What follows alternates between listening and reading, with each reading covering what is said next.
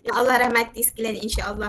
Jadi terima kasih kerana memberi kesempatan lah kepada saya untuk bersamalah dengan semua di sini. Mungkin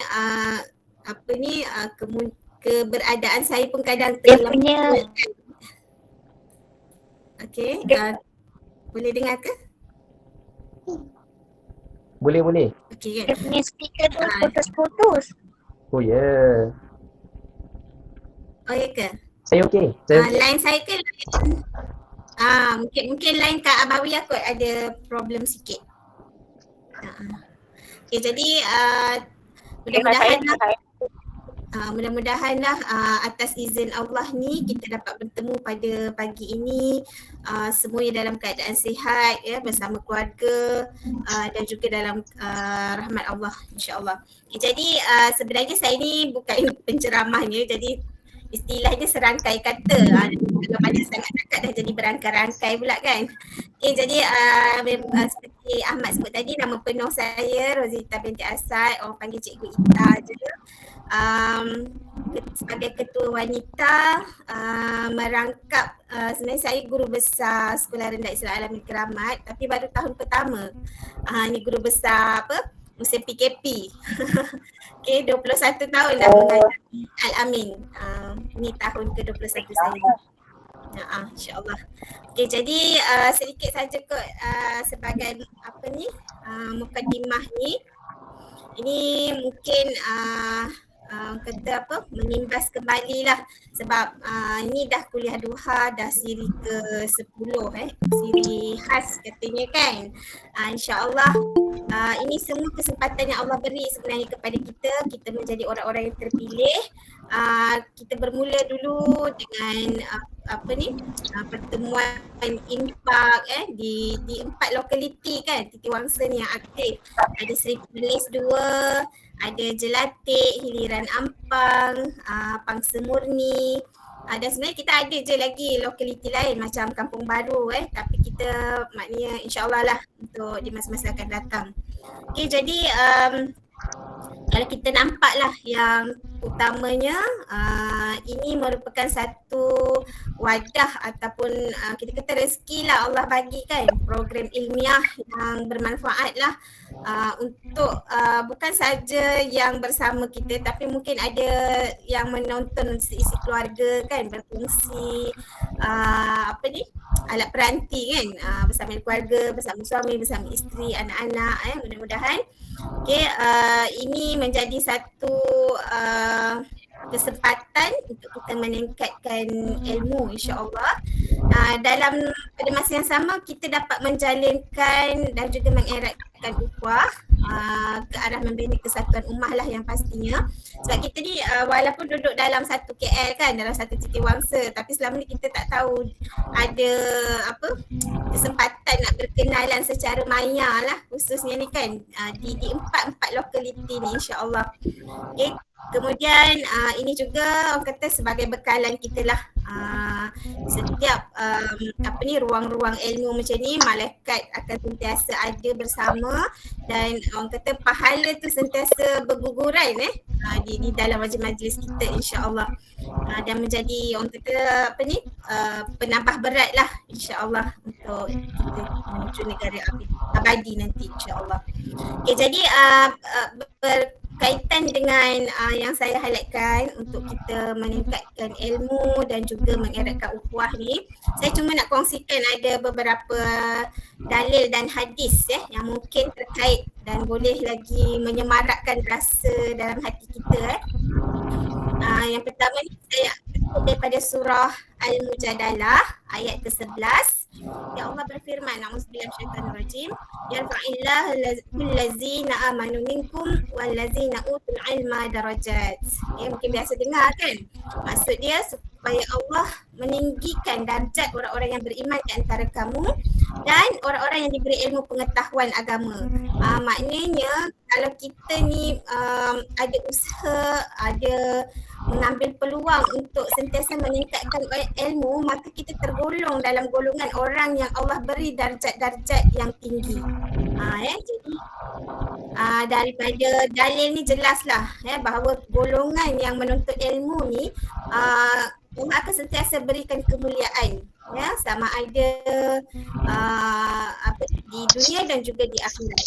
Kemudian surah ni ayat ni juga menerangkan pada kita bahawa ilmu tu merupakan sebuah keistimewaan untuk manusia tu menonjol ataupun kita kata membezakan antara kita dengan makhluk-makhluk lain sebab dia mengembangkan lagi cara pemikiran kita, memperbetulkan lagi mungkin apa persepsi-persepsi yang kita salah selama ni. Jadi tak semestinya untuk ilmu tu nak belajar tinggi-tinggi, kena ada diploma, kena ada degree dan sebagainya, tapi dengan menghadiri majlis-majlis ilmu seperti ini pun insya-Allah ini juga dikira sebagai menuntut ilmu. Okey, bertuah kita kan. Okey, saya tambah lagi dengan satu sabda Rasulullah. Man arada dunya fa alaihi bil ilm wa man arada al akhirah fa alaihi bil ilm wa man arada huma tu maknanya kedua-duanya. Siapa nak dunia, siapa nak dunia kena ada ilmu, siapa nak akhirat kena ada ilmu, siapa nak kedua-duanya juga kena ada ilmu. Jadi jelas kat situ ilmu ni sangat penting kan, sebab ilmu ni lah yang menunjukkan kebenaran, membezakan yang hak dan batil.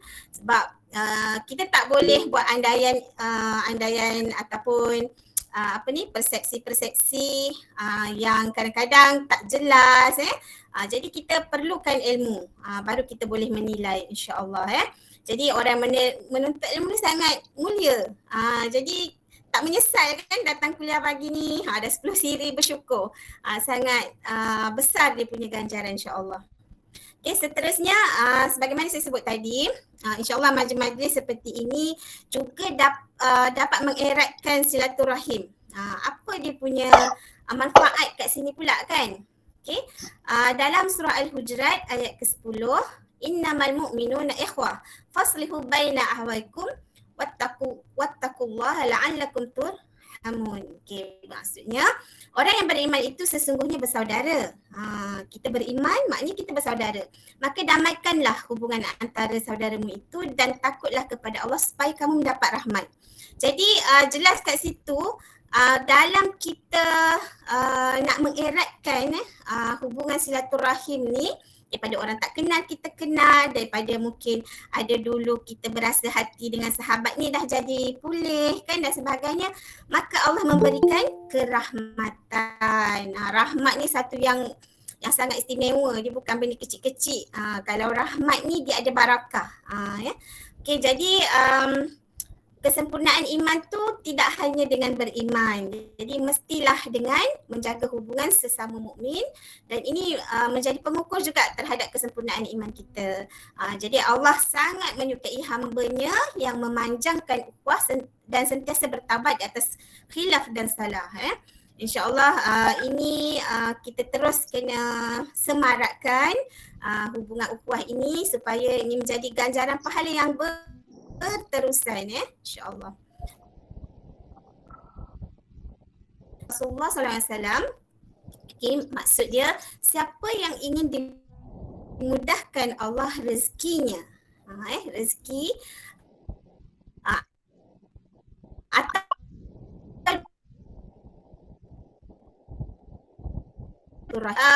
nampak jelas kat situ kan. Kalau orang yang memang suka nak berukhuwah dengan orang, berbaik sangka dengan orang, sentiasa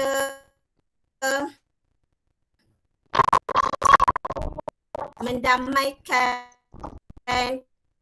kalau ada sahabat-sahabat yang berselisih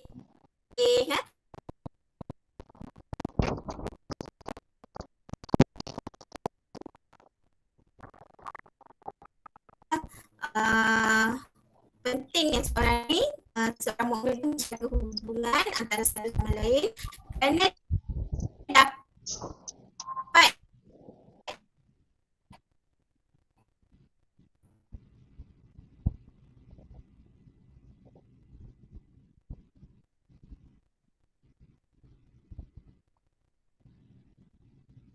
sahaja program yang kita dapat ruang daripada khususnya daripada Ikram Titi Wangsa, kita sama-samalah berusaha untuk hadir bersama, mengajak sahabat-sahabat, mengajak keluarga, sama ada yang mungkin sekarang ni masih lagi online, akan datang insya-Allah secara fizikal. Maka ruang ini sebagai satu wadah yang dan juga kesempatan yang kita sepatutnya manfaatkan insya-Allah. Jadi saya mengharapkan sama-samalah kita mengembling apa sahaja yang kita mampu dalam kita nak meningkatkan keimanan kita kepada Allah, insya-Allah. Itu saja daripada saya. Saya sudahi dengan wabillahi taufiq hidayah. Assalamualaikum warahmatullahi wabarakatuh. Waalaikumsalam. Kembali kepada Ahmad. Waalaikumsalam warahmatullahi. Terima kasih Cikgu Rozita menyampaikan perkongsian sepatah dua kata dan juga sebagai ucapan pembukaan pada pagi ini. Tanpa melengahkan masa lagi seterusnya majlis nak diteruskan dengan sesi mengulang kembali ataupun sesi rumusan daripada Ustaz Aminuddin. Sedar tak sedar kalau siapa yang hadir daripada kuliah duha yang pertama lagi, penyampai pertama dan kedua kita ni pun orang yang sama juga. Dia lah penyampai pada kuliah duha pertama, ni lah penyampai pada kuliah ke-10 kita, edisi akhir tahun kita. So kita menjemput, insyaAllah majlis menjemput Ustaz Aminuddin untuk menyampaikan sedikit rumusan daripada tajuk kuliah duha 1 hingga 9. Baik, tafadhal mashkura. Dipersilakan. Bismillah. Boleh dengar? Boleh. Okey, bismillahirrahmanirrahim. Assalamualaikum warahmatullahi wabarakatuh. Kaifa halukum jami'an? Apa khabar semua? Selamat datang, ahlan wa sahlan ke kuliah duha online kita yang terakhir untuk sesi kali ini. Sesi yang maknanya kali ini ialah siri yang ke-10. Alhamdulillah. Jazakumullah khairan katsira kepada yang hadir pada hari ini. Selamanya kita mengucapkan kesyukuran kepada Allah Subhanahu Wa Taala atas kurniaan limpah kasih sayangnya memilih kita lagi lah untuk bersama-sama meneruskan majlis ilmu kita secara maya, kuliah duha online Ikram Titi Wangsa. Jadi pada hari ini seperti yang diwawarkan adalah yang edisi khas terakhir untuk sesi kali ini. InsyaAllah kita akan sambung pada tahun hadapan. Yang mana kita sebenarnya dah kita mula pada bulan 8 lagi siri yang pertama. Ya, seperti mana yang Tuan Moderator beritahu, penyampai pada hari ini adalah penyampai yang sama waktu kita mula-mula start pada siri 1 dulu, Ustaz Syahid dan saya sendirilah sebagai moderator pada ketika itu. Jadi insya-Allah pada hari ini saya bukanlah pemberi tazkirah ataupun penceramah yang utama pada hari ini. InsyaAllah saya akan merumuskan isi-isi penting ataupun perkara-perkara yang perlu kita tekankan pada pada siri yang perkongsian ataupun pesanan daripada Ustaz Syahid Mujabak berkenaan dengan kesinambungan amal, yang mana kalau boleh apa yang kita dapat pada siri yang pertama hingga siri yang ke-9 itu, kita nak melakukan amal-amal kebaikan secara istiqamah. Bagaimana kita nak menjadikan amal itu berterusan, kesinambungan amal. Jadi terlalu banyak sebenarnya pengajaran yang kita boleh dapat daripada siri 1 hingga 9. Mungkin ada yang di antara kita pun dah lupa dah apa tajuk yang kita bincangkan kan. Jadi pada pagi ini insya-Allah kita akan buat revision, ulang kaji sikit, kemudian terus dengan pesanan-pesanan yang akan disampaikan oleh Ustaz Syahid Mujabak. Okey, saya present boleh Ahmad? Boleh, silakan.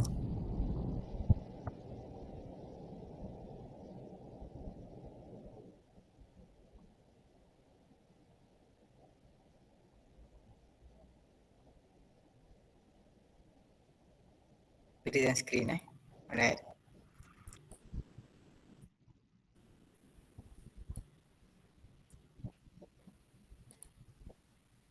Boleh tak nampak? Okey, nampak.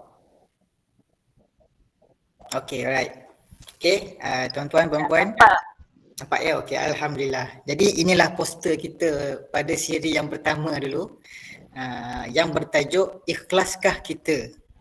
Yang disampaikan oleh Ustaz Syahir Mujabak pada tarikh 14 Ogos. Hari ini 18 Disember. Jadi daripada Ogos lebih kurang September, Oktober, November, 4 bulan untuk kita menamatkan 10 siri kuliah duha online kita.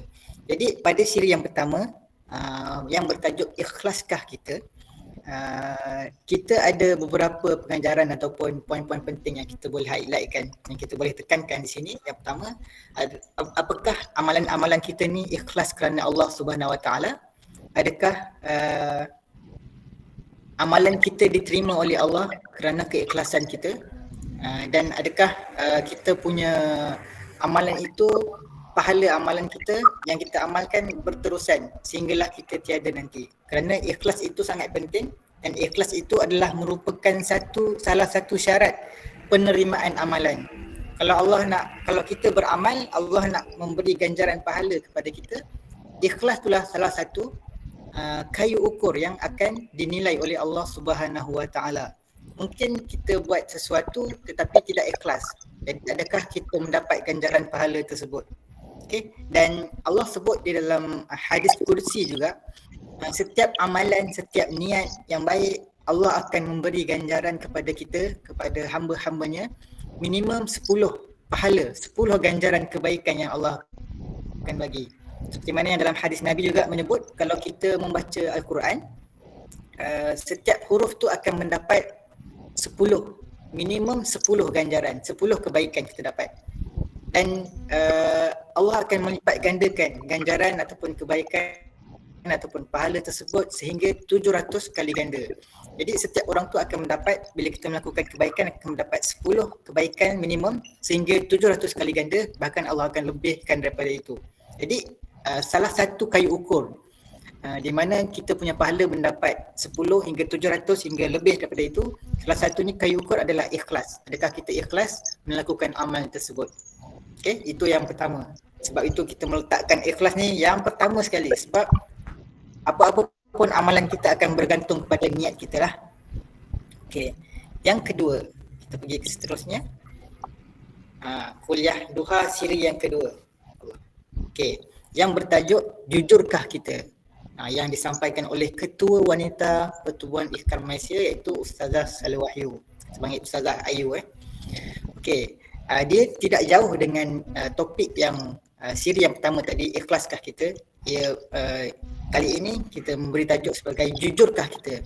Kalau kita perasan, Ustazah Ayu dia ada share satu video pada mula kuliah tersebut, iaitu video yang menunjukkan seorang CEO, pengurus syarikat. Dia nak dia nak letak jawatan, dan dia nak cari siapakah orang yang paling layak untuk menggantikan beliau di jawatan pengurus CEO tersebutlah. Kemudian dia bagi semua orang, semua pekerja dia satu biji benih. Sebenarnya biji benih yang dah dididihkan. Yang mana biji benih tu sebenarnya takkan hidup pun kalau kita tanam, kita tuai, takkan hidup pun sebenarnya. Jadi CEO tu dia bagi semua untuk dia menilai. Dia kata siapa yang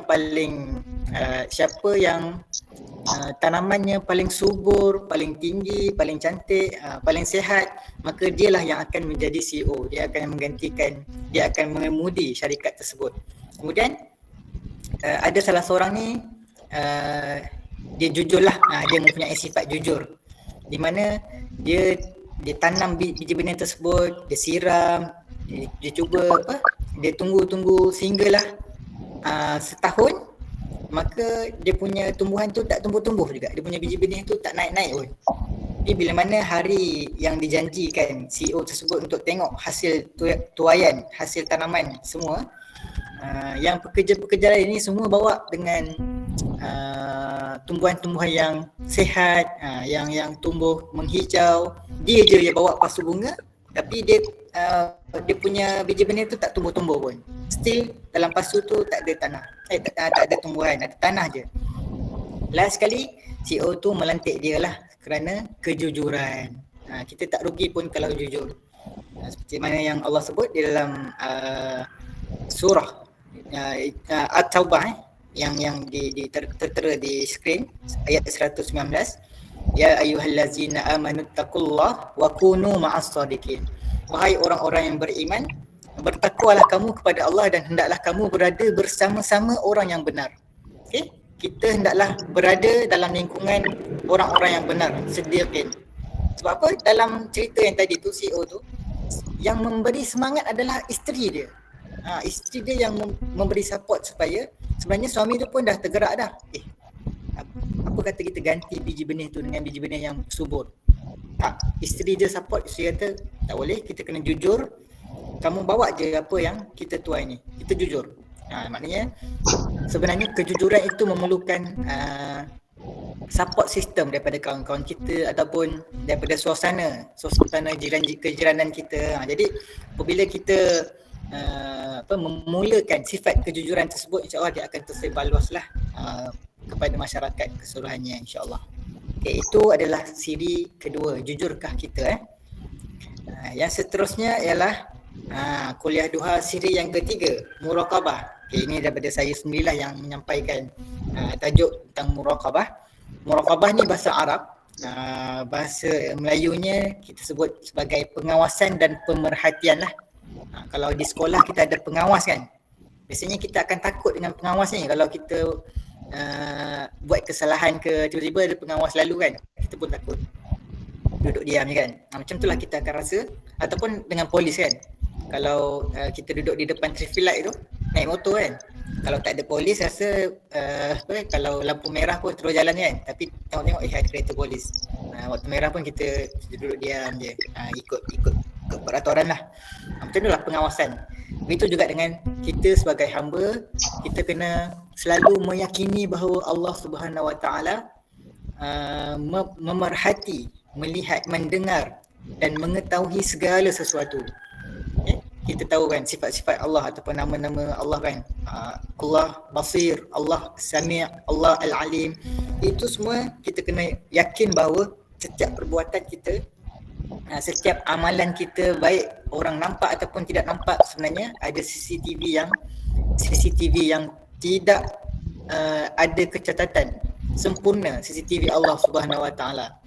Kalau kita boleh renungkan kembali surah Al-Kahfi, dalam surah Al-Kahfi dalam satu ayat dia menyebut pada hari akhirat nanti kita akan dibentangkan kitab amal kita. La yughadiru saghiratan wala kabiratan illa ahsaha. Takkan benda-benda yang paling kecil ataupun benda yang paling besar sekalipun ada tercatat di dalam buku amalan tersebut. Jadi buku amalan tu seperti mana yang kita belajar, nanti dia akan bentangkan kepada kita, dan kita pada hari akhirat nanti kita akan terima sama ada tangan kanan ataupun tangan kiri. Dan Allah sebut orang yang akan mendapat buku catatan amalan dengan tangan kanan ni, nanti dia akan bangga. Dia akan tunjukkan buku catatan amalan dia kepada semua kan. Dia kata ha umqra'u kitabiyah. Nah, ambillah buku catatan aku ni. Tengoklah. Dia bangga sebab dia dapat buku catatan amalan dengan tangan kanan, dan dia akan confirm akan dapat masuk ke dalam syurga Allah Subhanahu Wa Taala. Jadi kalau kita tak ada keyakinan muraqabah ni, kita akan rasa macam sambil lewa lah. Kalau buat satu amalan pun macam sambil lewa, dan kita pun akan bila kita nak buat dosa pun kita akan tengok kalau tak ada orang kita buat dosa. Sebenarnya Allah Maha melihat, Allah Maha mengetahui segala tindak tanduk hamba-hambanya lah. Even sekalipun daun yang jatuh di dalam hutan dalam keadaan yang gelap, Allah tahu. Setiap benda Allah tahu. Okay? Kemudian kita beritahu juga ganjaran orang-orang yang bermuraqabah pada siri yang ketiga dulu, dan bagaimana kita terus bermuraqabah lah. Jadi kena ada support system juga, kena ada kawan-kawan yang sentiasa menasihati kita, dan kita kena sentiasa menghayati, memahami apakah makna-makna sifat-sifat Allah tersebut lah, nama-nama Allah Basir, Sami'. Okay. Pergi kepada seterusnya, siri yang keempat. Okey, siri yang keempat daripada Haji Zahar. Kalau kami panggil Pak Cik Zahar, Haji Zaharuddin Osman sebagai penasihat Kelab Peduli Warga Kuala Lumpur. Siri keempat diadakan pada 25 September yang bertajuk Tolong Menolong dalam Kebaikan. Seperti yang disebut oleh Allah Subhanahu Wa Taala dalam surah Al-Maidah ayat 3, wa ta'awanu 'alal birri wat taqwa wa la ta'awanu 'alal itsmi wal 'udwan. Dan hendaklah kamu bertolong-tolongan, saling bertolong, saling tolong menolong untuk membuat kebajikan. Wa ta'awanu 'alal birri wat taqwa, dan bertakwa. Dan janganlah kamu tolongan pada melakukan dosa, yakni maksiat ataupun pencerobohan. Wala ta'awanu 'alal itsmi wal 'udwan, ataupun pergaduhan lah, pencerobohan atau pergaduhan ataupun perbalahan. Dan bertakwalah kepada Allah, wattaqullah, sesungguhnya Allah Maha berat azab siksanya bagi siapa yang melanggar perintahnya. Okay, kalau kita boleh recap balik, Haji Zahar ni dia menerangkan konsep ta'awun, bagaimana konsep ta'awun di dalam Islam, dan apakah ta'awun atau apakah tolong menolong yang kita boleh memulakan dalam diri kita sendiri supaya masyarakat boleh ikut, dan apakah konsep ta'awun yang kita boleh adakan dalam lingkungan masyarakat kita, bukannya untuk diri sendiri tapi masyarakat kita. Kita boleh tolong menolong dalam diri kita sendiri mungkin untuk mendapatkan pahala, untuk mendapatkan ganjaran, dan untuk mendapatkan pahala yang berterusan. Dan kita juga boleh tolong menolong dalam masyarakat juga. Ini yang disebutkan di dalam ayat ni lah, bertolong-tolong dalam membuat kebaikan dan bertakwa. Bukan saja tolong menolong dalam bentuk fizikal, tetapi macam Puan Rolita cakap tadi, kalau kita tolong menolong dalam kita menasihati, tolong menolong dalam menasihati perkara yang baik, itu pun sebenarnya tolong menolong dalam kebaikan juga. Okey, kepada seterusnya, siri yang keempat dan siri yang kelima ni dia tak banyak berbeza. Cuma siri yang kelima ni dia punya tajuk dia bersegera. Dia ada bersegera melakukan amal kebaikan. Fastabiqu, fastabiqul khairat. Okay, dalam ayat dalam surah ini saya pun tak ingat surah apa ni. Istajibu li rabbikum min qabli an ya'tiya yawmun la maradda lahu min Allah ma lakum min malja'in yawma idzin wa ma lakum min nakir. Okay, sahut dan sambutlah seruan Tuhan kamu. Okay, istajibu li rabbikum, yang mengajak kamu beriman. Okay, sebelum datangnya dari Allah hari yang tidak dapat ditolak. Okay, sebelum ajal kita dijemput, sebelum hari kiamat berlaku, maka istajibu li rabbikum, sahut dan sambutlah seruan Tuhan kamu sebelum datangnya hari yang kita tak dapat tolak lah. Okay, pada hari itu tidak ada bagi kamu tempat berlindung dari azabnya, dan tidak ada pula bagi kamu sebarang alasan untuk menafikannya. Sebenarnya ayat ni dia nak memberitahu tentang jangan berlengah-lengah kalau kita nak melakukan kebaikan. Kena bersegera melakukan amal kebaikan. Kena ada saingan sebenarnya, kena ada rasa kena cepat dalam membuat kebaikan.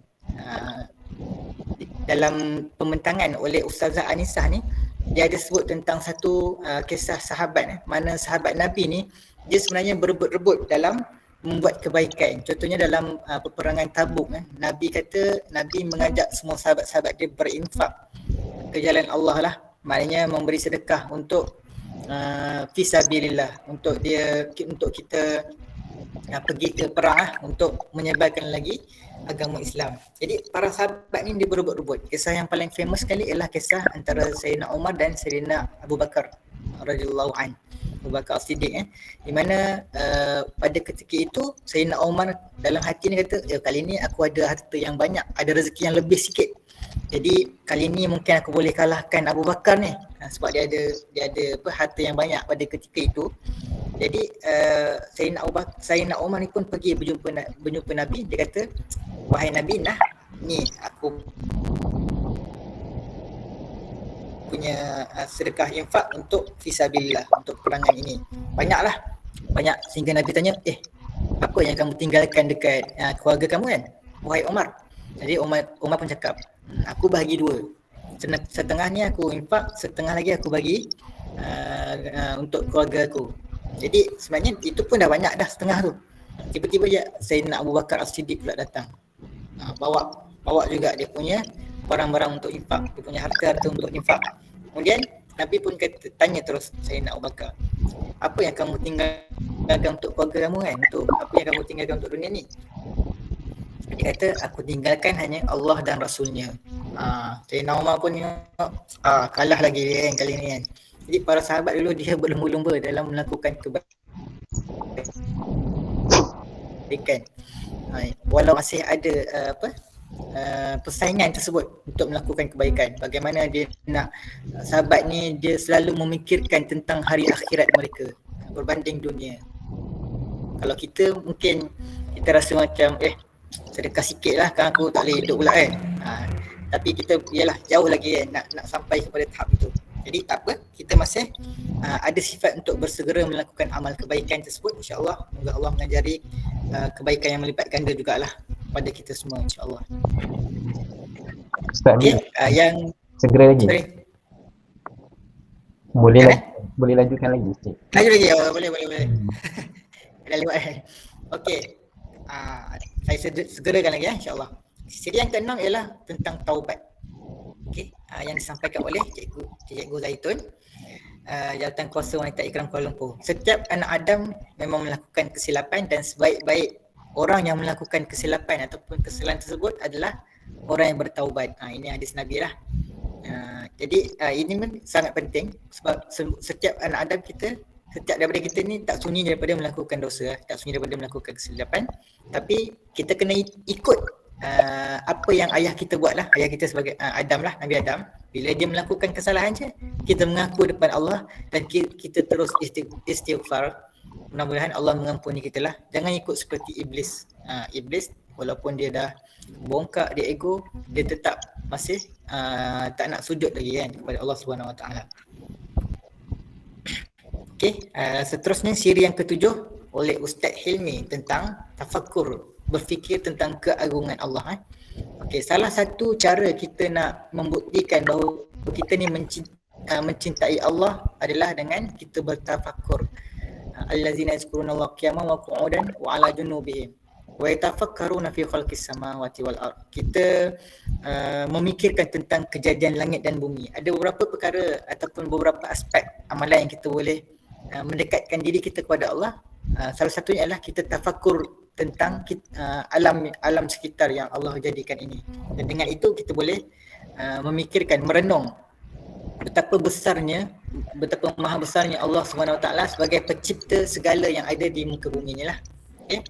Ataupun kita boleh bertafakur juga tentang ayat-ayat Allah yang mana Allah memberi ganjaran kepada kita, Allah memberi balasan kepada kita kalau kita melakukan dosa. Jadi dengan bertafakur atau merenung ataupun bertadabbur, kita boleh mendekatkan diri kita kepada Allah Subhanahu Wa Taala. Yang ke-8, okey. Ini tentang hak jiran dan wasiat berbuat baik kepada mereka. Okay, saya cepatkan. Ini Ustazah Adawiyah kita dia meringkaskanlah hak dan tanggungjawab terhadap jiran. Jadi 10, memberi salam, kita ziarah jiran kita ketika sakit, bertanya, jangan terlalu bertanya, jangan ambil jaga tepi kain orang, memaafkan kesalahan dan menutup aib jiran. Lepas tu yang ni sikap yang lembut, membantu jiran, bekerjasama, gotong royong semualah. Dan jangan terpengaruh dengan kata-kata orang yang memburuk-burukkan jiran. Ini pun kita kena berhati-hatilah. Alright. Dan yang terakhir sekali, ini 2 minggu lepas lah oleh Ustaz Cahari kita, perintah selalu menjaga sunnah dan adabnya. Kalau kita mencintai Nabi, jadi kita cuba ikut sunnah Nabi. Dan Ustaz Sari pun ada beritahu macam mana kita kena pastikan dulu itu betul-betul sunnah daripada Nabi, bukannya daripada orang lain, bukannya daripada adat ke ataupun percakapan orang lain yang kata itu sunnah Nabi. Sebenarnya kita kena pastikan bahawa itu sunnah Nabi dulu, kemudian barulah kita ikut dan kita cintakan sunnah itu supaya kita dapat ikut sunnah Nabi dengan betul lah, dengan sahih. Ini Ustaz Sari pun ada beritahu tentang sunnah-sunnah yang kita boleh ikut lah dalam seharian yang kita dah share dalam grup WhatsApp grup. yang mudah yang kita boleh dapat, yang kita boleh buat sunnah-sunnah Nabi dalam kehidupan seharian kita. Okey, ini yang terakhir lah pada hari ini, kesinambungan amal kebaikan yang akan disampaikan oleh Ustaz Syahir kita lah pada hari ini secara ringkas insya-Allah.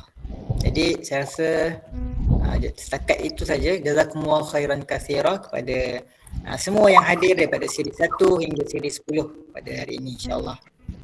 Okey, saya serahkan balik kembali kepada kita punya tuan moderator kita.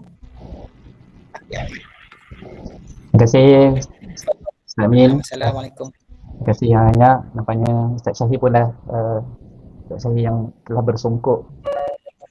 Jarang nampak bersungkuk dan telah ready insya-Allah. Saya minta izin Ustaz Syahir dan masa sikit, dan juga minta izin kepada peserta makcik-makcik, mak-mak, ayah yang nak minta masa lebih sikit sebab kita start lambat ni dalam 10, 13, 10 tadi. Boleh tak kita minta tambahan dalam 15 minit, mungkin paling lama 11.20 ke 11.10, 11.20 macam tu lah. Yelah, edisi khas kan, susah juga. Saya pun tak tahu macam mana. Biasa ada satu je penyampai, hari ni sampai ke 3 orang penyampai.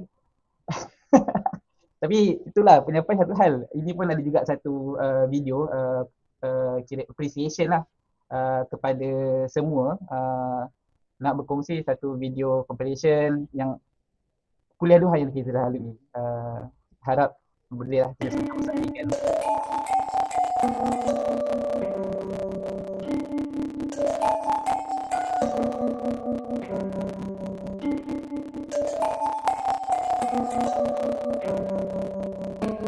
Tak sampai dah 9 ni. Betul tak? Okay.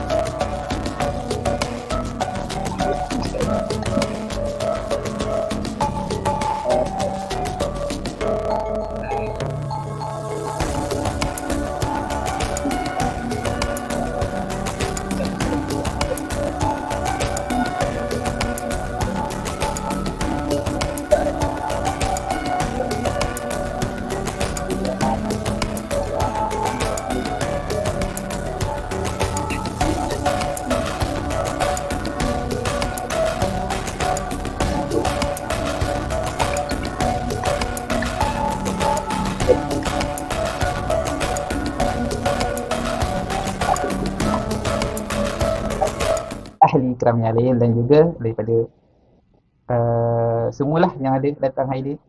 Okey, insyaAllah tanpa melengahkan masa, insyaAllah dipersilakan Ustaz Syahir Najabak yang juga telah menyampaikan beberapa kali kuliah duha kita dengan kali ini tajuk kesinambungan amal. Baik, tafadhal masykurah Ustaz, dipersilakan.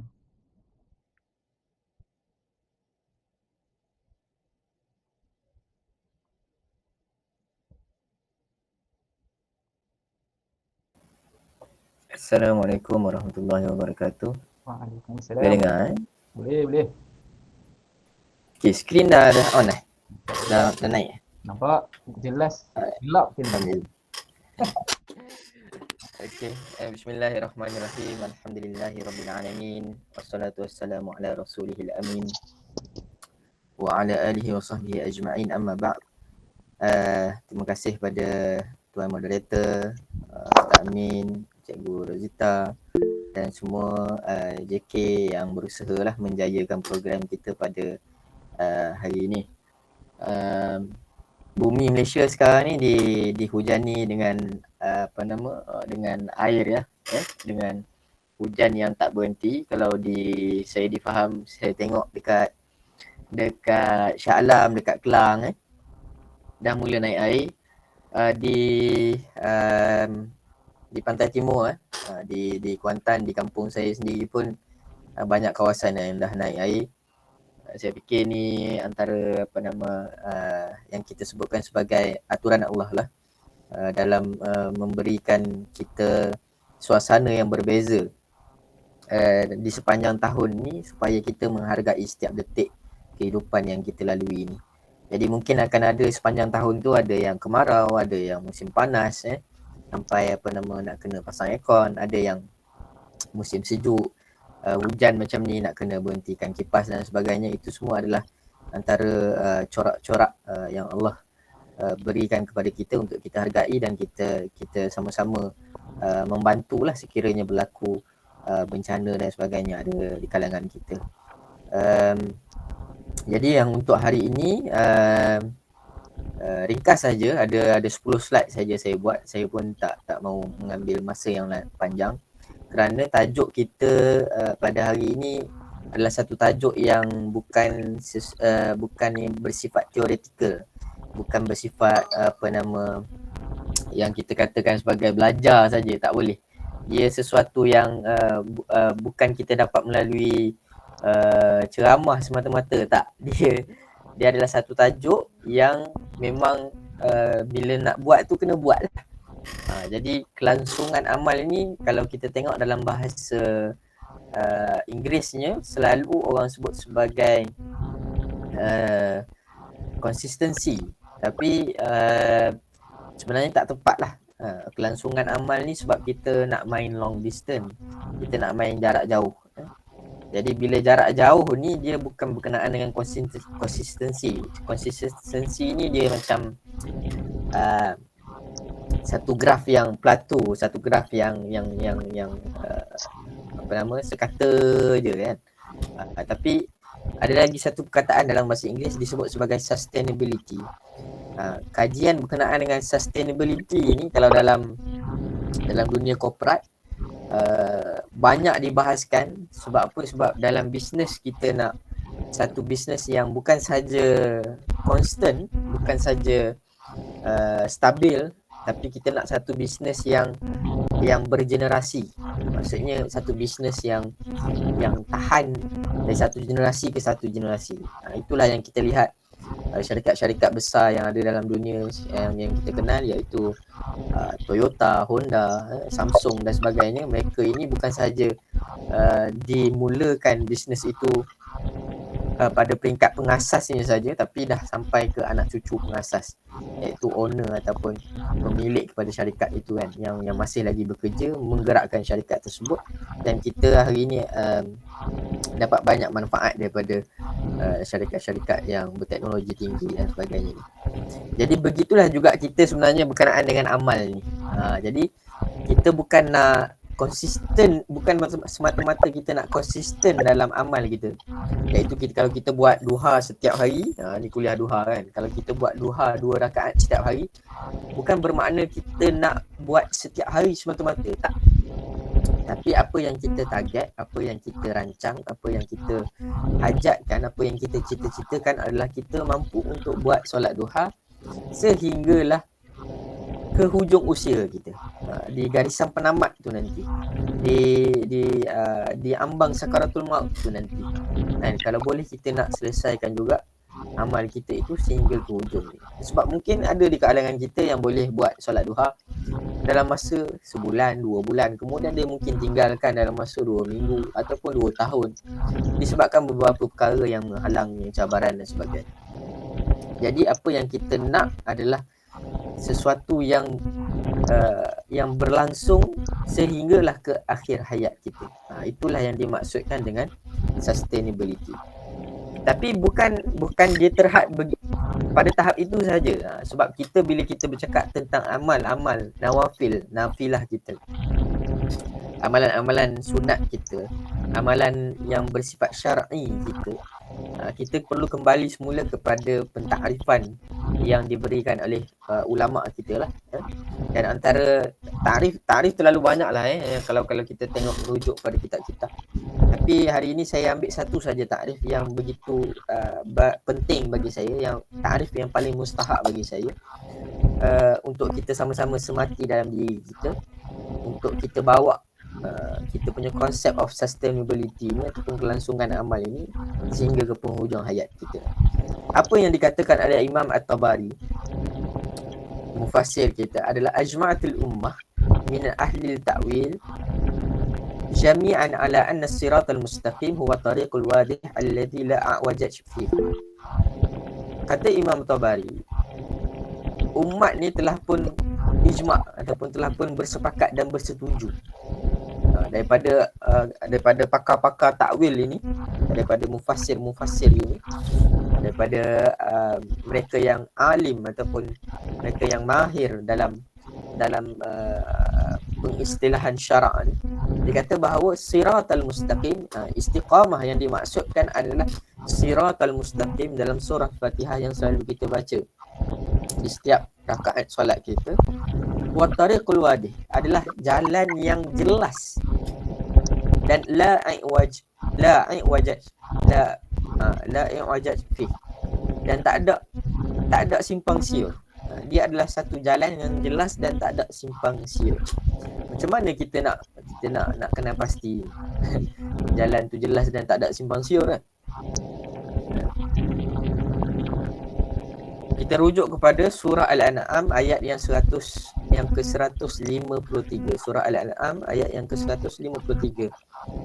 Allah Subhanahu wa taala berfirman, wa anna hadza sirati mustaqima fattabi'uh, dan inilah jalanku yang lurus. Mustaqim ni dikatakan lurus kan. Fattabi'uh, dan maka ikutlah. Fattabi'uh kat sini maksudnya bukan optional bukan makna kata kalau nak ikutlah, bukan macam tu maksud dia. Fattabi'uh kat sini ittiba' kat sini adalah mesti ikut satu-satunya jalan ini. Dia tak boleh ikut pada jalan yang lain. Wala tattabi'us subula fata. Dan kat situ tambahan sambungan ayat tu, dan janganlah ikut jalan-jalan yang lain. Subul jamak kepada sabil. Dia ada banyak jalan. Allah sendiri pun dah sebut pada kita. Jalan nak menuju kepada Tuhan ni banyak. Tapi hanya ada satu yang betul-betul lurus. Kalau ikut jalan yang selain daripada jalan yang lurus ini, fatafarraq, maka akan bercerai-berai. Kita dengan kawan kita, dengan kelompok-kelompok lain ni akan berlaku perpisahan lah. Dari sudut ideologinya, dari sudut fahamannya, dari sudut dan akhirnya nanti akan bercerai-berai. Itu berpisah itu bukan sekadar dekat dunia, nanti dekat akhirat nanti pun akan dihisab. Itu hisaban itu perkara yang kita diaudit, itu perkara yang kita disemak, itu setiap amalan kita dekat akhirat nanti disemak, itu akan dipisahkan. Lorong kita tu dengan kawan-kawan lain yang memilih jalan yang selain daripada siratal mustaqim. Wasaqum bihi la'allakum tattaqun. Dan demikian itulah diperintahkan Allah. Allah tegaskan lagi sekali bahawa ittiba' itu bukannya satu yang optional. Itu adalah satu kewajipan yang diperintahkan, arahan daripada Allah. Kan? Moga-moga dengan mengikuti siratal mustaqim ini, kita akan berada dalam kelompok ataupun golongan orang-orang yang bertakwa. Ya. Jadi dalam Riyadhus Salihin, dia ada beberapa potongan hadis dan ayat Quran, tapi saya tak ambil semua supaya kita lebih fokuslah pada hari ini. Antara matan ataupun teks hadis yang disebutkan di dalam Riyadhus Salihin adalah berkenaan dengan man nama an hizbihi minal lail aw an syai'in minhu faqara'ahu ma baina as-salah al-fajr wa salat az-zuhr katabalahu ka'annama qara'ahu minal lail. Barang siapa yang tertidur, ini orang yang dah sentiasa melazimi, dia konsisten melazimi bacaan hizib. Kat sini kalau kita belajar ilmu Quran, kita akan ada muka surat, satu safhah, satu suhuf kan. Kita ada satu muka surat, kemudian kita ada satu makra', kemudian kita ada satu hizib, kemudian kita ada satu juzuk. Biasa orang yang selalu duk sebut ni juzuk lah kan. Jadi satu juzuk ada 20 muka surat, satu hizib ada berapa muka surat, satu makra' ada berapa muka surat. Jadi yang disebutkan sebagai hizib ni adalah dia lebih banyak, muka suratnya lebih banyak daripada makra' kan. Jadi dia dah biasa dah baca Quran, tilawah Quran setiap malam dan sebagainya. Kemudian dia terlupa untuk baca Quran pada malam tersebut. Maka antara solat fajar dan juga zuhur. Jadi antara pukul 6 sampailah ke pukul 1 tu, maka dia ganti balik. Seolah-olah dia qada balik, padahal tak perlu qada pun. Dari sudut hukum syarak ni tak perlu pun qada kalau kita tertinggal bacaan yang sudah pun kita biasa. Maka tak perlu pun kita gantikan ataupun kita replace perkara tersebut, sebab perkara tu perkara yang sunat. Tapi bagi orang yang sudah pun konsisten, maka dia cuba juga untuk habiskan hizibnya pada malam tu dia tak sempat, maka dia cuba juga untuk curi-curi masa untuk dia habiskan tilawah dia pada antara solat fajar dan juga solat zuhur. Maka dicatatkanlah untuk dia seolah-olah dia membacanya di waktu malam. Seolah-olah dia membacanya di waktu malam. Kan? Jadi betapa orang yang begitu committed dengan amalan sunat dia itu, sekiranya dia terlupa dan berusaha untuk menggantikannya, sebab dia rasa tak tenang.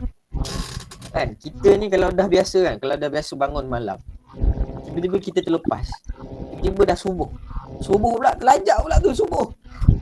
Ya, padahal subuh kita selalu on time, tiba-tiba terlajak pula, subuh kita selalu jamaah, tiba-tiba tak dapat. Mesti satu hari tu rasa murung, satu hari tu rasa stres, satu hari tu rasa macam tak guna, rasa macam hari ni tak ada kick, tak ada mood dia untuk menjalankan kerja-kerja seharian. Jadi orang yang begitu sayang kepada amalan dia ni, dia mesti akan rasa bersalah. Padahal sepatutnya tak ada pun perasaan tu, sebab dia optional.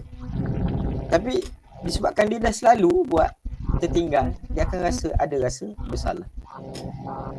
Kemudian hadis yang seterusnya berkenaan dengan Allah, berkenaan dengan Rasulullah sallallahu alaihi wasallam memperingatkan kepada Abdullah, kan, berkenaan dengan seorang si fulan, ya Abdullah la takun mithla fulan, janganlah engkau menjadi seperti fulan. Ini antara adab Rasulullah yang bila dia nak cerita berkenaan dengan keburukan seseorang tu, dia tidak menyebut nama secara spesifik.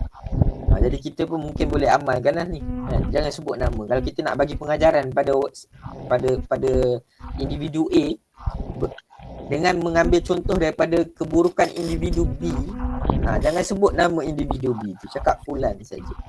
Dan kita pula kalau kita jadi individu A tu, janganlah pula kita tanya siapa yang kau cakap ni, jangan kita duk korek-korek siapa yang kau cakap perangai buruk sangat ni, jangan.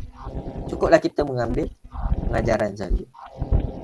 Dulu dia suka bangun solat malam, kemudian dia meninggalkan bangun malam itu. Bagaimana? Rasulullah sangat menekankan berkenaan dengan nawafil, berkenaan dengan solat sunat, kan? Walaupun perkara itu tidak diwajibkan. Dan Allah pesan ini kepada para sahabat. Sebab apa? Sebab bila kita tinggal tu, dia akan menjadi satu, kita ni dalam satu journey, kan, dalam satu pengembaraan kita nak sampai kepada finish line, sakaratul maut kita. Kita sebenarnya ada tahapan, kan. Dulu kita belajar agama faham setakat ni. Bila dah masuk usia 20-an, kita faham agama macam ni. 30-an nak faham agama macam ni. 40-an faham agama macam ni. Dan sentiasa berubah. Dan perubahan tersebut bukanlah disebabkan agama tu berubah, tak. Tapi disebabkan kita memahami tu, cara kita memahami agama, cara kita mendalami agama, cara kita dari sudut pengalaman dan exposure kita, kan, berinteraksi dengan orang, berjalan di bumi Allah yang luas ni, kan, mengembara dan sebagainya. Kita punya kefahaman agama tu ada development, ada perkembangan, kan, daripada satu dekad ke satu dekad yang lain, yang kita berpindah randah daripada dekad-dekad yang kita pindah ni sehinggalah ke akhir umur itu. Jadi bila kita faham perkara-perkara agama itu secara berbeza, kita sudah pastinya akan amalan kita pun akan ada tahapan, kan. Mula-mula mungkin nawafil kita level beginner, kan, permulaan, amatur. Kemudian kita dah masuk kepada profesional, kemudian kita dah masuk kepada peringkat-peringkat yang lebih tinggi, kan. Sebab kita dah terbiasa dengan amalan-amalan tersebut, kan.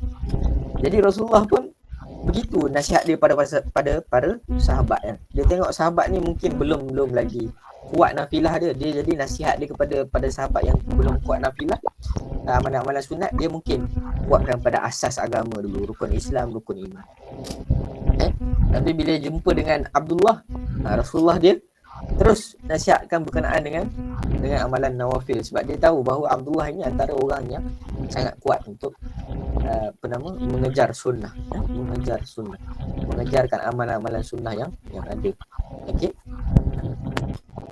Kemudian ini antara hadis yang kata daripada Aisyah ni kan, antara hadis yang selalu juga bermain dalam kalangan masyarakat kita, iaitu bagaimana Rasulullah SAW apabila terlambat daripada solat malam kerana sakit atau lain-lainnya, maka baginda akan solat di waktu siangnya sebanyak 12 rakaat.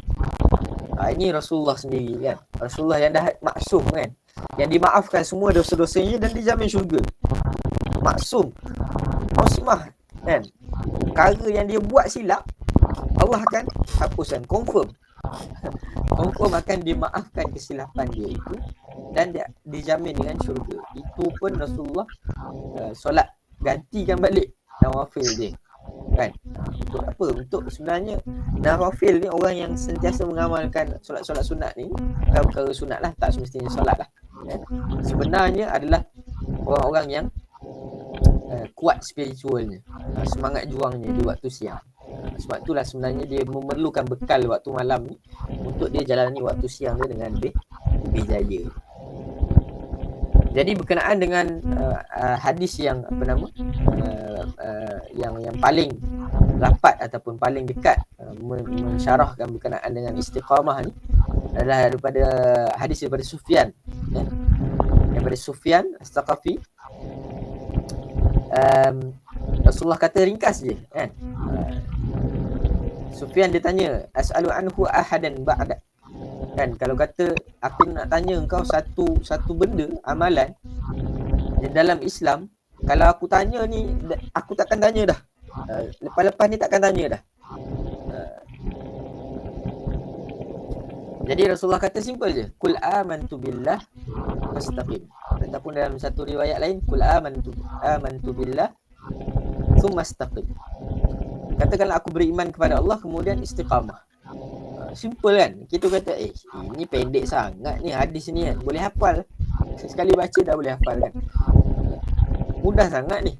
Tapi yang susahnya itu adalah bagaimana kita mengekalkan keimanan kita itu dan kita berada dalam keimanan tersebut sehingga hujung ayat gitu.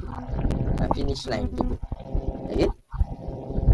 Kemudian hadis yang ini pun hadis yang sangat saya suka lah, sangat-sangat saya suka, daripada Aisyah juga, iaitu saya tak bacakan matannya, saya terus bacakan maksudnya. Pada satu malam Nabi SAW mengambil tikar yang diperbuat daripada pelepah daun tamar untuk dijadikan dinding tempat baginda solat, waktu siang dan juga waktu malam. Kemudian baginda menghamparkan tikar daun tamar itu dan duduk di atasnya.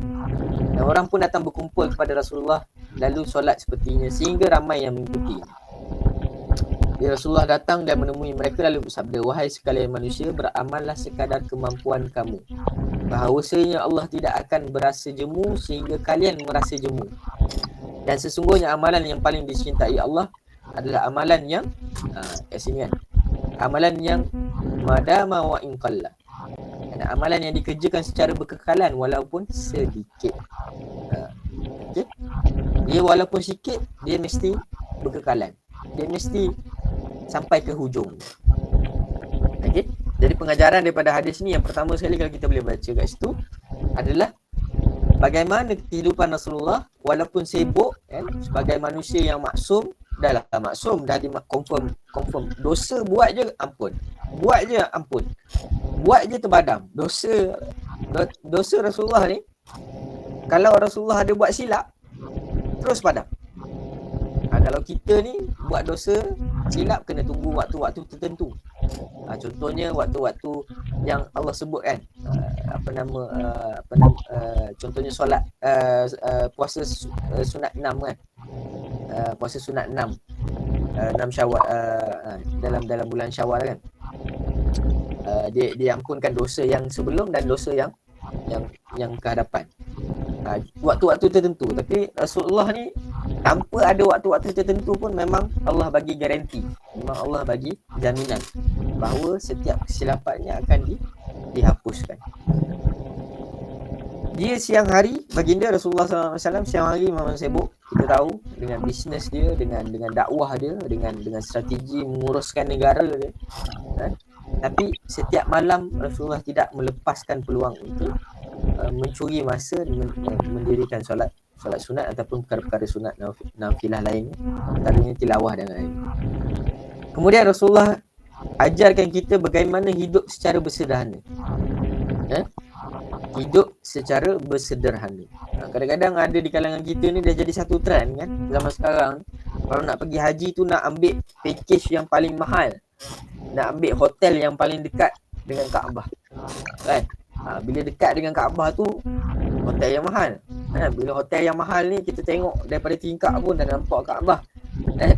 Macam-macam kita tengok trend sekarang dan sebagainya.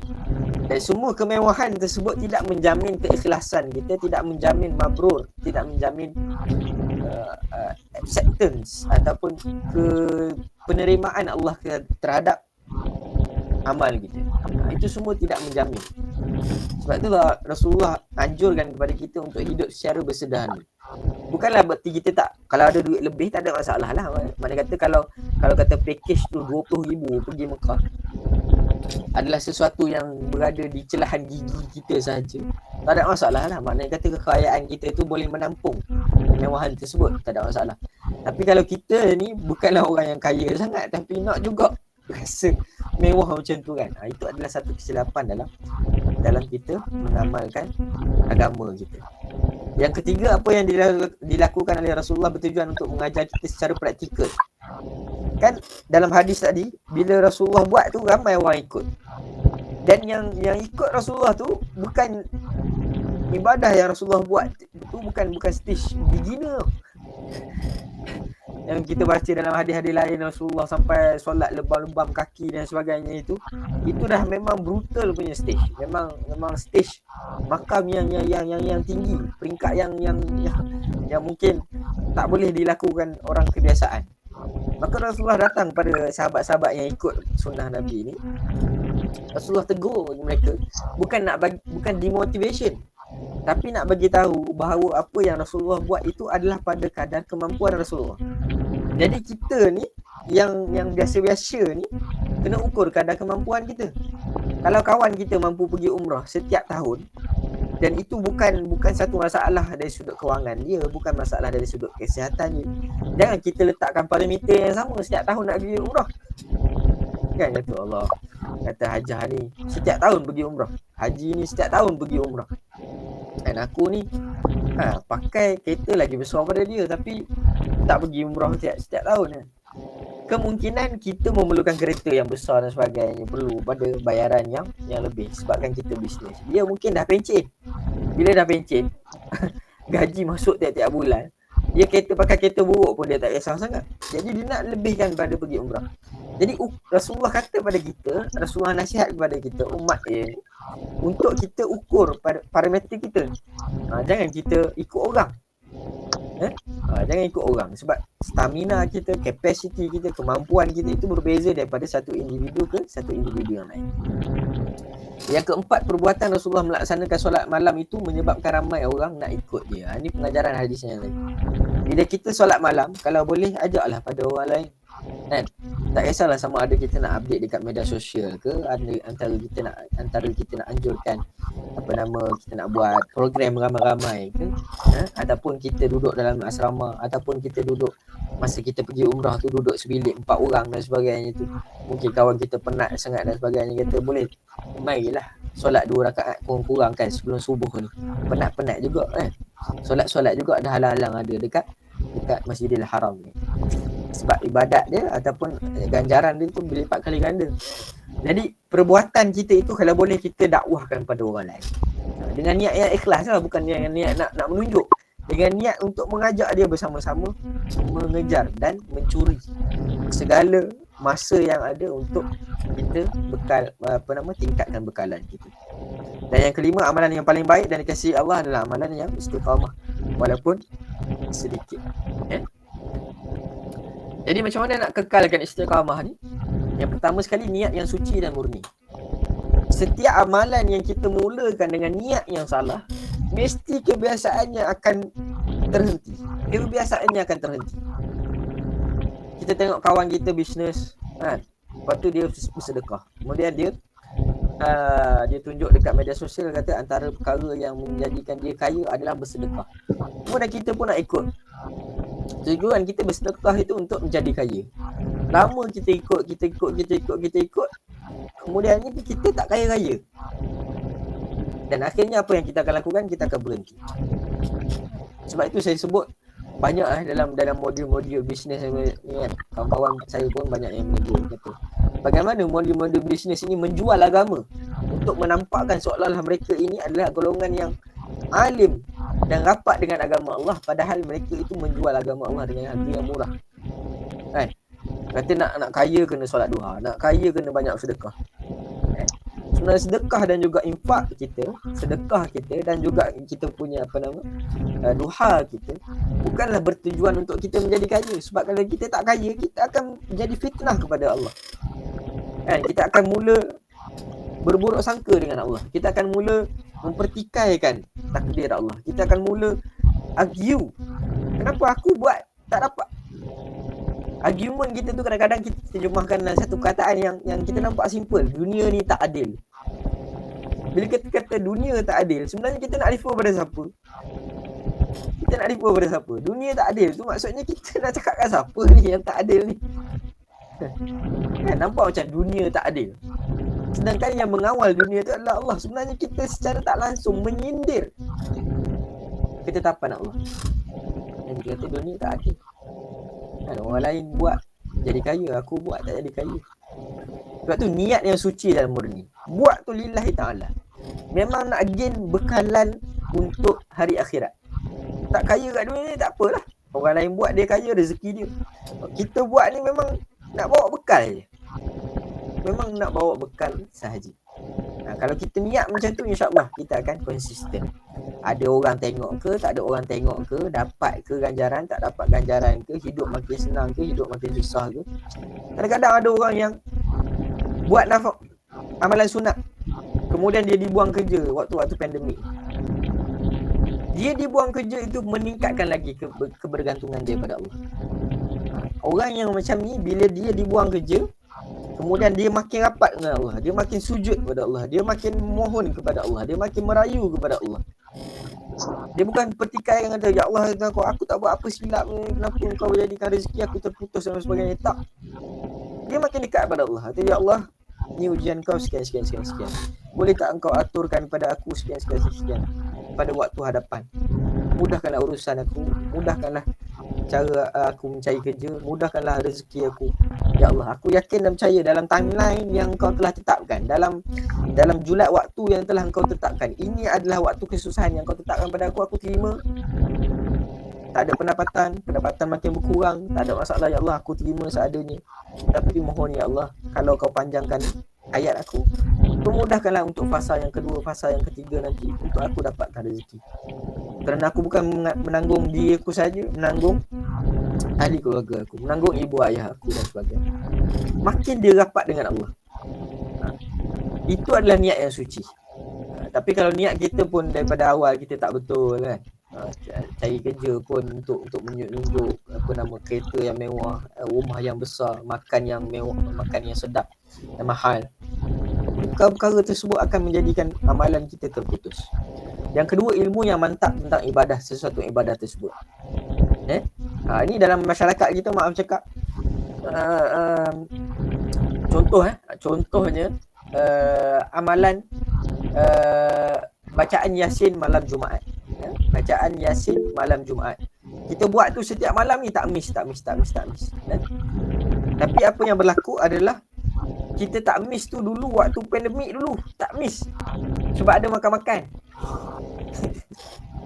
Sekarang dah tak ada makan-makan. Jadinya tak buat lah. Contohnya macam tu jadi perkara-perkara itu, sesuatu ibadah tersebut perlu kita fahami betul-betul. Contohnya untuk hari Jumaat, yang lebih afdal, yang lebih keutamaan, yang lebih diberikan fadilat adalah menghabiskan surah Al-Kahfi. Tilawah surah Al-Kahfi. Kalau dah hafal, bacaan surah Al-Kahfi. Bukan bacaan lah, maknanya tasmi' balik surah Al-Kahfi. Okey. Keutamaannya begitu. Jadi kita perlu dahulukan surah Kahfi lah berbanding dengan amalan-amalan lain. Sikit lagi Allah ni. Okey, kemudian bersahabat dengan orang yang istiqamah. Sahabatlah dengan orang yang istiqamah. Jangan keluar daripada circle kita, jangan keluar daripada relung kita dengan kawan-kawan yang baik ni. Jahat macam mana pun kita ni nak jahat macam mana pun silakanlah, tak ada masalah. Tapi jangan tinggalkan kawan-kawan kita yang baik, yang jurus, yang pakai kopiah selalu, yang pakai baju putih selalu, yang selalu pergi ke masjid dan sebagainya. Jangan putuskan silaturahim dengan mereka. Tak apalah dia sindir kita sikit-sikit, rasa sakit hati dan sebagainya tu, tapi jangan putuskan silaturahim. Adalah berkawan. Kadang-kadang kita terasa hati dengan dia. Kadang-kadang dia tak bermaksud pun, tak berniat pun untuk menyakiti hati kita. Tapi teruskan berkawan dengan dia. Supaya setiap kali kita tengok dia beramal tu, kita teringat, dulu aku kawan dengan dia ni. Aku keluar 3 hari dengan dia ni. Aku jauhlah dengan dia ni. Aku selalu jadi AJK masjid dengan dia ni. Memang tak tinggal amalan. Apalah salahnya aku untuk kembali semula ke jalan yang aku ada dulu. Sebab kita ni manusia kadang-kadang begitulah. Kadang-kadang kita jumpa kenalan ni, kita duk ikut yang tu. Jumpa kenalan lain, kita ikut yang tu. Pindah rumah, kita jumpa jiran lain, kita duk ikut perangai dia. Contoh tapi yang baik ni kita simpan. Selalu tanya khabar dan sebagainya, supaya bila kita tumpang semangat dia. Yang keempat, menghayati sirah orang-orang yang istiqamah. Baca selalu amalan para sahabat kita, para sahabat Nabi salafus salih, yang istiqamah, yang memperjuangkan agama ni sampai ke hujung hayat mereka. Yang kelima, mujahadah melawan nafsu. Ini memang tak inilah, tak syak lagi lah. Tak boleh diperdebatkan lagi lah. Mujahadah melawan nafsu ni setiap hari kita lawan. Kadang-kadang kita mengantuk. Nafsu bukan apa pun mengantuk. Jalan jauh, dah buka negeri, sempadan negeri ni, duduk berjalan sana sini kan. Kadang terlepas tilawahnya kurang, kadang terlepas duhanya dan sebagainya. Jadi cuba untuk melawan nafsu tersebut. Bukan nafsu hebat-hebat pun, bukan nafsu yang besar-besar pun, tapi nafsu tu simple-simple je kadang-kadang kan. Bila kena air, bila kena wuduk, baru segar sikit kan. Lepas tu tidurlah balik, tak ada masalah. Yang keenam, doa memohon pertolongan pada Allah kan. Rabbana la tuzigh qulubana ba'da idh hadaitana. Ya Allah, ya Tuhanku, janganlah engkau membalikkan semula hati aku suka dan sayang kepada maksiat setelah apa yang engkau hidayahkan kepada aku. Rabbana la tuzigh qulubana, dan kau ya Allah tolonglah kekalkan aku dalam hidayahmu. Ba'da idh hadaitana, engkau dah bagi hidayah ni, tolonglah. Kadang-kadang manusia ni bila dapat hidayah, dia sedar bahawa itu adalah hidayah Allah. Dia rasa sayang untuk tinggalkan hidayah Allah. Tapi manusia alpa. Insan nisyan. Insan itu selalu lupa. Maka doalah kepada Allah. Setiap dalam doa kita, dalam solat kita, setiap hujung solat kita, dalam sujud kita, Rabbana la tuzigh qulubana ba'da idh hadaitana wa hab lana min ladunka rahmah innaka antal wahhab. Jangan tinggal doa ni.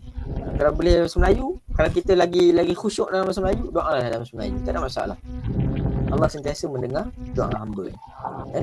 Jadi itu saja untuk hari ini. Suka untuk saya ingatkan bahawa kesinambungan amal ini ibarat kita satu maraton. Satu larian yang panjang, satu larian yang jauh jaraknya. Maka dalam larian, sepanjang larian kita tu mungkin akan ada beberapa kilometer yang kita terpaksa perlahan. Sebab memang itu sunnahnya. Sunnatullah tu memang begitu. Dia ciptakan manusia memang macam tu. Sebab tu Allah bagi 2 fadilat kepada manusia ni. Satu fadilat yang berbentuk makan dari sudut tempat. Kena pergi Masjidil Haram, kena pergi Haramain, dilipat gandakan amalan dan sebagainya, pahala. Itu dari sudut tempat. Tapi Allah tak zalim. Nak terhadkan fadilat itu kepada tempat sahaja, tak. Allah bagikan juga dari sudut zaman, dari sudut waktu. Maka waktu ni semua orang ada waktu. Waktunya sama. Nak pergi jauh mungkin kita tak sama lah kemampuan kewangan kita. Tapi waktu ni sama Allah bagi pada kita. 24 jam. Semua orang dapat 24 jam. Tak ada dia kata Syahir dapat 23 jam je. Tahun 2022 ni kurang sikit lah. Kita bagi dia 18 jam je. Sebab dia banyak sangat membazir masa. Contoh. Kalau dia okey, tahun depan baru kita naikkan balik dia punya bonus masa dia. Jadi 25 jam. Tak ada. Semua sama. 24 jam, 24 jam. Kalau semua Aidilfitri sama. Mungkin berbeza lah dari sudut geografi. Waktu tu mungkin lari sehari dua. Tak sampai 2 hari lah. Biasanya sehari lah lari. Tapi kalau Aidilfitri sehari. Kalau ada waktu untuk puasa 6, semua orang ada waktu untuk puasa 6. Tinggal saja ajal yang memisahkan waktu kita. Ajal saja yang memisahkan waktu kita. Jadi cubalah untuk berada dalam kelangsungan ini, dalam marathon kita ni, dalam journey kita ni, dalam pengembaraan kita ni, untuk sampai ke finish line tu biasa. Normal untuk akan ada turun naiknya. Tapi pastikan kita sentiasa berusaha untuk menggantikan amalan yang kita hilang itu, untuk kita gandakan pada waktu-waktu yang kita rasakan iman kita semakin tinggi. Dan moga-moga kita diberikan kenikmatan kelebihan untuk mati dalam iman. Amin ya rabbal alamin. Wallahu alam. Itu saja saya serahkan kembali kepada Tuan Moderator. Terima kasih banyak Ustaz Syahid. InsyaAllah semua penyampai kita pada pagi ni semua ada banyak perkara yang nak disampaikan, sebab bukan untuk dia orang je, tapi mengharapkan ilmu yang bermanfaat tu menjadi salah satu amal kita kan, amal yang boleh kita pahala yang amal yang tidak terputus walaupun anak Adam tu dah dipanggil Allah Ta'ala kan. So sedikit sebanyak mengucapkan terima kasih kepada Ustaz Amin, Ustaz Syahid menyampaikan perkongsian pada pagi ini. Tidak lupa juga pada Ibu Rizta ucapan pembukaan. Juga kami juga nak berkongsi ini dia maaf. Okey, nak berkongsi juga special permintaan daripada penganjur menyampaikan ucapan tahniah lah, ucapan especially kepada peserta yang ingin di-mention dalam ni, dan juga yang nama yang tidak dikongsikan dalam ni, iaitu yang hadir sepanjang kuliah duha consistently. Juga special saya juga sampaikan saya tak resume. Okey, ni peserta kuliah duha kita, senarai nama ya. Dan juga pada Ahmad Badisha pada hari ini yang datang, Puan Jamilah, Puan Tasma, Puan Nuridah. Jangan risau bukan nama tak ada kat sini maksudnya tidaklah baik. Bahkan seperti mana yang Ustaz Syahid mention kita salah faham kita adalah kita selalu compare amal kita dengan orang lain. Bahkan Allah menilai setiap hamba tu spesifik, seorang demi seorang. Bahkan kalau dihisap nanti kan kita seorang-seorang kan, bukan kita tengok orang sebelah kan. Tapi mungkin kita akan terkait dengan orang sebelah tu, ya betul. Tapi sustainability bukan konsisten, istiqamah. Bahkan istiqamah tu bermaksud hari ini tidak sama dengan hari semalam, tapi hari yang ni yang lebih baik adalah sepatutnya hari ini lebih baik daripada semalam. Itulah maksudnya. Moga-moga juga yang lain-lain juga yang Puan Norma, Puan Rahana dan Saiful Hadi, adik kedai BT Syazwan, dan juga Ustaz Hamid, Ustaz Syahid juga yang selalu hadir kalau sama ada Ustaz Syahid, Ustaz Hamid biasa dia orang geng-geng musrah pun datang juga. Juga mention penganjur kita juga terima kasih menganjurkan kuliah duha 1 hingga 10 dan menjemput saya sebagai pengisi majlis pada hari ini. Sedikit sebanyak juga terjumpa juga doa penghujung umur yang baik. Ada 2 doa, satu doa yang disampaikan dalam hadis ni, Allahumma ja'al khaira umri akhirahu wa khaira amali khawatimahu waj'al khaira ayyami yawma alqaka.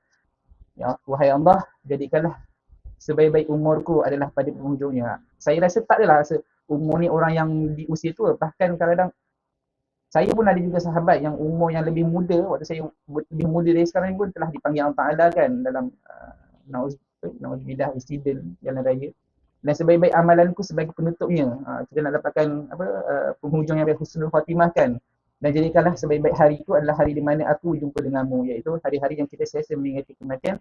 Sesungguhnya Allah mengatakan, Rasulullah mengatakan orang yang pandai itulah orang yang sentiasa mengingat kematian.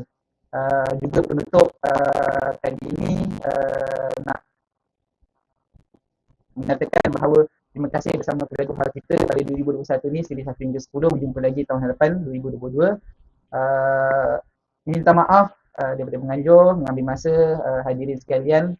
InsyaAllah tanpa melengahkan lagi, saya juga tutup kita punya Kuliah Duha kita. Maaf kalau ada soalan tidak dapat kita berikan masa. Tapi penutup dengan satu doa Rabbika. Kita tangguh dengan tasbih kifarah dan suratul As. Terima kasih semua.